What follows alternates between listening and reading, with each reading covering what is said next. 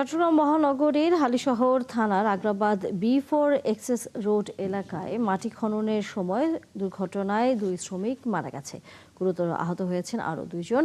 Chittagong medical college হাসপাতাল police ফাঁড়ির উপপরিদর্শক নুরুল আলম জানান, বৃহস্পতিবার ভোরে একটি হাইড্রো কোম্পানির কাজ চলছিল। এ সময় মাটি ধসে পড়ে, এতে চাপা পড়ে 4 শ্রমিক।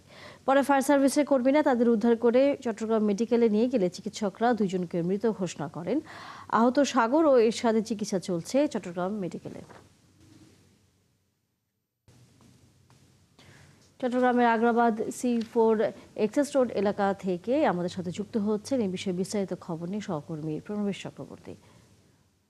প্রণবেশ, দুর্ঘটনার নতুন কোনো তথ্য পেলেন কিনা এবং যেই 2 জন শ্রমিক আহত হয়েছেন তাদের শারীরিক অবস্থার কোনো খবর আছে কিনা আপনার কাছে?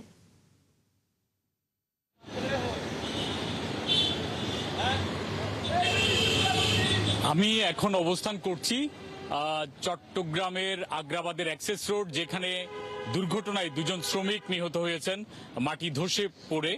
তো আমি এই প্রজেক্ট এলাকাটিতে আছি। এটি হচ্ছে চট্টগ্রাম ওয়াসার একটি সুয়ারেজ ব্যবস্থা নির্মাণের চট্টগ্রাম শহরের তার একটি প্রজেক্ট। এটা দীর্ঘদিন থেকে চলছে চট্টগ্রাম শহরে।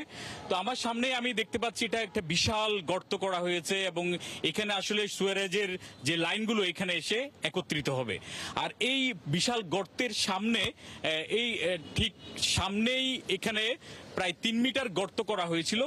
মূলত এটা পরীক্ষা করা হচ্ছিল গর্তটি খুঁড়ে যে এখানে কোনো সেবা প্রতিষ্ঠানগুলো লাইনগুলো গিয়েছে কিনা, অর্থাৎ এখানে গ্যাসের লাইন রয়েছে, এখানে পানির লাইন রয়েছে, সেগুলো যাচ্ছে কিনা সেটি দেখার জন্য এই গর্তটি করা হয়েছিল। কিন্তু এখন এই গর্তটির কোনো এখন নিশানাই নেই, কারণ এই দুর্ঘটনার পরপরই এটি আসলে পুরোটাই এক্সকাভেটর দিয়ে এটি পুরোটাই ভরিয়ে দেওয়া হয়েছে। ফলে এখন যে দুর্ঘটনার স্থানটি আছে সেটি পুরোটাই এখন আর বোঝার কোনো উপায় নেই, আর এটি এখন ঘেরাও করে দেওয়া হচ্ছে।